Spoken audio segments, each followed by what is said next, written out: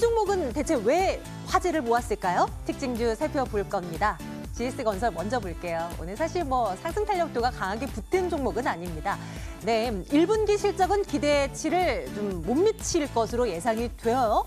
근데 올 하반기부터 달라질 것이라는 분석들이 나옵니다. 특히 그 아랍에미리트 쪽에서의 대규모 수주가 예정되어 있는 상황이기도 하고 아마 올 하반기부터는 실적 회복에 대한 이야기들이 좀 많이 들리지 않을까라는 판단에 이 건설주 가운데서 탑픽으로 제시하는 증권사들이 많더라고요. 일단 주가 챙겨봅니다. 42,650원 기록이 되고 있고요. 1분기 실적 기대감이 커지는 쪽이라고 한다면 바로 호텔신라 대표적으로 들 수 있지 않을까 싶어요. 주가는 상승 탄력도가 아직 완벽히 붙지는 않은 상황입니다. 지금은 3% 가까운 조정을 오히려 보여주고 있는 모습인데요. 따이공 덕분에 우려가 많았던 이 따이공 덕분에 1분기 실적 잘 나올 것으로 예상이 되고 있는 상황이고요. 또 한중 운수권이 확대된 만큼 중국 관광객들도 더 들어올 것이라는 기대도 일단 가지고 있습니다. 호텔신라 주가는 93,100원 놓여져 있는 상황이고요. 바이오주들 오늘 반등 시도하는 종목들이 많죠. 어제는 시장 대비해서는 좀 못 오른 측면이 있었는데 오늘은 튀어오른 종목이 많습니다. 그중 삼성바이오로직스가 6% 넘게 오늘은 반등을 줍니다. 이슈가 있었어요. 미국 제약사와 335억 원 규모의 의약품 위탁 생산 계약을 체결했다라는 소식 전해지고 있고요. 현재는 34만 8,500원 더 올라야 할 텐데 그죠? 2만 1,000원 상승한 채 진행되고 있습니다. 모바일 어플라이언스 살펴볼까요? 지금 상승폭 다 줄였네요. 오히려 하락 반전한 채 진행이 되고 있는데요. 정부의 정책과 관련해서요. 자율주행 관련한 종목들이 오늘 또 추려지면서 이들 종목이 들썩였습니다. 자율주행 분야 연구개발비를 1조 원 정도 전체 다 합해서 그 정도 이제 투자를 할 것이다라는 얘기들이 나오고 있는데 본격적인 사업 시작은 내년 하반기부터가 될 거라고 합니다. 관련주들 쫓아가 볼 필요가 있겠는가? 이 부분 한번 챙겨보도록 하겠습니다. 최근에요. 금융주 하나 포트에 담아야 된다라고 얘기를 하는 전문가들이 늘어나고 있습니다. 그래서 오늘 관련주들 한번 챙겨볼까 하는데요. 신한지주, 하나금융지주 등등에서 은행주들 흐름 괜찮나요? 어제도 좋았고요. 오늘도 2에서 3%대 강세 보여주고 있는데요. 얼마 전에 이주열 총재가 금리 인하 검토할 단계가 아니다라고 했던 부분 우려감을 더는 포인트를 챙겨가고요. 그리고 워낙 많이 떨어졌으니까 극심한 저평가 이 측면도 한번 생각해볼 필요 있다는 분석 나옵니다. 어떻게 할지 고민 들어가겠습니다. JYP엔터 오늘 강하게 튀어오르죠. 6% 가까운 상승으로 현재 진행되고 있는 모습이고요. YG엔터, SM 주가 많이 빠졌습니다. 근데 JYP엔터는 상대적으로 또 주가가 덜 밀리기도 했었고요. 무엇보다도 기존 그 라인업들 견고하고 또 신규 아이돌 그룹 있잖아요. 있지? 성공적으로 데뷔 마쳤고 단연 엔터주를 볼 거라면 JYP다라고 주장하는 이들이 있는데요. 한번 챙겨보도록 하겠습니다. 한솔재지가 이번 달 엄청난 급락을 보였었는데요. 오늘은 6% 반등이 나옵니다. 한솔재지 그 태림 포장과 전주 페이퍼를 인수할 것이다라는 설이 돌았는데요. 그러면서 주가가 많이 떨어졌었죠.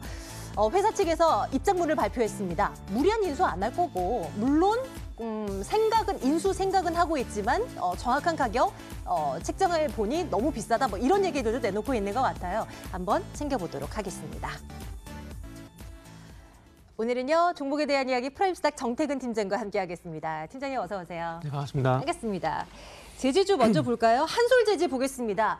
일단 인수설에 휩싸인 종목은 네. 보지 말라라는 얘기도 저는 많이 들은 것 같은데요. 네. 일단 오늘 반등이 나와서 가지고 와봅니다. 어떤 시각에서 이 종목은 보세요? 순수하게 M&A 측면에서 저는 말씀드리고 싶어요. 네. 그러니까 어찌 보면 지금 M&A가 마무리되기 전까지는 루머들이 상당히 좀 많이 돌아요. 그쵸. 그래서 제가 볼 때는 한솔제지가 그런 거에 조금은 휩쓸리는 게 아닌가라는 생각이 들고 좀 비싸게 팔기 위한 그리고 좀 싸게 사기 위한 어떤 그 플레이가 제가 보기엔 보이지 않는 눈의 어떤 플레이들이 좀 작용되는 게 아닌가라고 말씀 좀 드릴 수가 있을 것 같아요. 근데 저는 결론적으로 어쨌든 M&A를 진행을 하게 되면 저는 한솔제지에 도움이 될 것 같다라는 게 일단은 결론입니다. 그렇기 때문에 이 M&A 이슈 발생되고 난 M&A 이슈가 마무리되기 전까지는 주가 상승 그리고 변동성이 발생될 가능성이 있기 때문에 저는 한번 참고를 해봐야 될 것 같다고 말씀드리고 싶고요. 그 예로 작년 같은 경우에 아시겠지만 CJ ENM과 CJ 오쇼핑이 합병 얘기가 나오게 되면서 주가가 올랐었거든요. 그랬죠. 그래서 그런 부분만 참고를 해보더라도 네. 어쨌든 M&A 이전까지는 주가가 상승할 가능성이 있다라는 거죠. M&A 이슈 때문에. 그래서 그런 과거 사례를 보더라도 충분히 저는 긍정적이라고 볼 수가 있을 것 같고요. 뭐 3개사 그러니까 전주페이퍼, 뭐 테린포장 전부 이 3개사를 다 인수를 하지는 않을 겁니다. 지금 가지고 있는 현금 여력도 뭐 다 탈탈 털었을 때 5천억 정도이기 때문에 저는 테린포장 정도는 인수를 해도 괜찮지 않겠나라고 생각을 하고 있거든요. 왜냐하면은 CJ ENM을 얘기 또 하실 꺼내자면은 두 회사가 합쳐지게 되면서 일시적으로 매출이 늘어나는 효과가 분명히 있거든요. 그래서 이런 부분들의 이런 효과로 인해서 또 단기적인 어떤 실적 효과 그리고 M&A 효과 이런 부분에서 주가 상승으로 갈 가능성이 있는데 한솔재지와 테린포장도 마찬가지일 것 같아요. 만약에 한솔재지가 테린포장을 인수를 하게 된다면 일시적으로 그동안 1,000억 원대 영업이익이 좀 정체가 돼 있어요. 연간 영업이익이. 그런데 인수를 하게 되면서 1,500억 원대로 업그레이드가 될 수 있다는 부분들을 보게 된다면 아마 이런 효과가 일시적으로 반영이 될 수 있을 것 같고요. 그리고 테린포장 같은 경우는 부채 비율 대비해서 유보율이 그래도 한 10배 정도 넘는 그래도 안정적으로 재무가 좀 안정적인 회사이기 때문에 인수를 하게 된다면 시너지 효과는 분명히 있다고 판단이 돼요. 그리고 테린포장 같은 경우에는 뭐 작년 한 해 그랬었지만은 그러니까 시가 배당률입니다. 배당 성향이나 시가 배당률인데 시가 배당률이 주가 대비해서 6.1% 정도 됐거든요. 그러면 이런 회사를 또 인수를 하게 되면 한솔재지가 앞으로 어떤 배당 매력도 고조가 될 가능성도 있다라는 거죠. 그래서 저는 순수하게 M&A 그리고 M&A 하고 난 이후 어떤 시너지 효과 이런 측면에서 보게 된다라면은 뭐 추세적인 상승은 아니더라도 단기 그리고 중기 정도의 어떤 상승은 충분히 가능하다라는 판단에 저는 저와 의견 드리고 싶고 네. 적어도 18,000원 이상까지는 주가가 상승할 가능성이 정말요? 있다라고 생각을 하고 있습니다. 이 M&A 이슈 빼고 네. 제지 업종은 어떤가요? 뭐 작년 한 해 뭐 괜찮았잖아요. 네. 그 중국 쪽 이슈 맞물려서 뭐 실적이 좋아질 수밖에 없다. 네, 이런 쪽이잖아요. 계속 앞으로도 이어질 거라고 보세요? 거기는 조금 부정적이에요. 아, 왜요?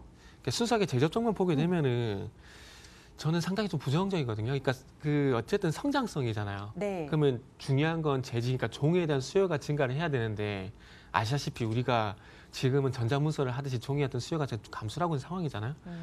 그렇게 본다라면은 제가 볼 때는 앞으로 순수하게 성장성 측면에서 보게 된다라면은 조금 아니다라는 생각이 들고 이거는 제 개인적인 엉뚱한 생각인데 비금속 광물 시멘트 업종이 작년 전까지는 한 번도 부각이 된 적이 없었잖아요. 그런데 그 신남북 경협조 그러니까 통일이 됐을 때 어떤 북한에 대한 인프라 투자에 대한 기대감들로 인해서 시멘트주가 작년부터 올해까지 계속 부각이 되잖아요. 네. 그것처럼 네. 만약에 통일이 되고 난 다음에 교육률이 높아져가지고 교과서에 대한 수요가 증가한다? 뭐 그러면은 좀 엉뚱한 생각인지 모르겠지만 비금속 광물, 그러니까 시멘트 관련주가 강세를 보였듯이 네. 재질 관련주도 그런 이슈면은 좀 가지 않을까라는 진짜 말 그대로 엉뚱한 생각을 좀 해봤어요. 그 전까지만 생각하죠, 네. 우리. 네. 투자적인 판단을 내림에 있어서 지금 현 구간에서는 제지 업황보다는 M&A 이슈에 네. 집중하면서 18,000원 구간 한번 노려보도록 하겠습니다. 한번 따라가 볼 필요 있어 보여요. 한솔제지 그럼 좋아요 의견 주신 거고요. 다음 종목은 엔터주로 가볼게요. 진짜 말 많고 탈 많았던 그래서 정말 실질적으로 SM과 YG엔터는 주가 많이 네. 떨어졌잖아요. 근데 JYP는 그만큼 뭐 엄청난 급락이 나오지는 않았단 그쵸. 말이에요. 네. 현재 어떤 판단 내리고 계십니까? 그 최근에 요 이치라는 기업이래 그룹에 아이돌? 대해서 아이돌 그룹 상당히 네. 좀 관심이 많던데 제가 TV를 안 봐서 그런지 저는 사실 잘 모르겠거든요. 그리고 노래를 들어봤는데 트와이스보다는 좀 별론 것 같아요. 저는 개인적으로 뭐 순수 개인적인 생각입니다. 그래서 우리가 그 올해 들어와서 특히나 이 JYP 엔터테인먼트 같은 경우에는 이제 트와이스에서 이치로 이제는 바톤 터치가 되게 되면서 실적 성장세가 더 이어질 것이다. 그런 리포트 상당히 좀 많이 봤어요. 그런데 우리가 한 가지 좀 생각을 해야 될 부분이 저는 개인적으로 그 전기차하고요. 네. 그리고 엔터 중에서도 이 JYP 엔터테인먼트 이 두 개 섹터 같은 경우에는 한 번만 좀 속된 표현을 쓸게요. 작년까지 솔직히 너무 많이 해먹었어요. 그러니까 주가가 너무 많이 갔다라는 겁니다. 그러니까 JYP 엔터테인먼트를 예를 들자면은 2017년 최저가 4,600원에서 39,800원 거의 9배 정도 주가 상승했거든요. 차트 한번 볼게요. 네. 보여주세요. 물론 이렇게? 예, 그렇죠. 이렇게 쭉 많이 올라갔잖아요. 물론 그만큼 실적도 개선된 부분들이 있었어요. 그러나 중요한 건 사상 최대 실적은 지속이 되겠지만은 중요한 건 이제 전년 동기 대비해서 실적 개선폭이 이제는 축소가 된다라는 겁니다. 그렇다면은 작년까지 분기 기준으로 봤을 때 전년 동기 대비해서 150%, 200% 성장하던 기업이 물론 20% 성장이 작은 건 아니지만은 네. 과연 만족을 할까? 그런 관점에서 보게 된다라면은 주가가 안 빠지는 것만으로도 저는 다행이다 생각을 하고 있어요. 그리고 분기 기준 영업이익을 봤을 때 한 가지 또 숙제가 있어요. 분기 기준 100억 이상이었던 영업이익을 상회하는 실적이 나와줘야 제가 볼 때는 4만 원 돌파가 가능하지 않겠나라는 생각을 합니다. 그래서 무조건 안 좋게 보는 것은 아니고 사상 최대 실적이 지속이 되기 때문에 전고점 부분이 4만 원 부분까지 어떤 박스권, 그러니까 아래쪽으로는 28,000원, 그리고 위쪽으로는 4만 원 구간이었던 박스권 흐름은 가능할 것 같아요. 그러면 지금 박스권 하단이거든요. 그러면은 박스권 전략은 가능하겠지만은 전고점 돌파, 그러니까 전고점을 돌파하는 이 흐름은 조금 쉽지 않다라는 관점에서 일단 저는 글쎄요 의견 드려야 될 것 같아요. 그래서 순수하게 박스권 대응을 하신다라면은 큰 문제가 없지만은 전고점 돌파까지 노리게 되면서 들어간다. 그거는 조금 무리가 있지 않을까라는 말씀 드리고 싶네요. JYP 엔터 저 차트를 보고 있으려니까요. 작년에 저 그림대로 움직여줄 만한 종목들이 분명 지금도 바닥에서 꿈틀대고 있을 텐데 네. 그걸 찾아야 되는데 하는 생각을 해봅니다. 그래서 한 가지 제가 더 엉뚱한 생각을 해보자면은 그래서 그래서 한 1년 뒤에 신문을 볼 수 있으면 얼마나 좋을까? 그러게요. 라는 생각을 가끔씩 해요. 그렇죠. 맞아요. 미래를 알 수 있다면 네. 얼마나 좋아요. 근데 그렇게 될 수 있게끔 팀장님이 노력을 해 오셔야 돼요. 그런 거 좀 발굴해 오시라고요. 다음 쪽에서 그럼 그 네. 답을 좀 가져갈 수 있을까? 금융주가 혹시 그렇지 않습니까? 왜냐하면 네. 너무 저평가되어 있다라는 얘기를 많이 듣게 되세요. 혹여나? 저는 이것도 아닐까요? 저평가라는 얘기가 네.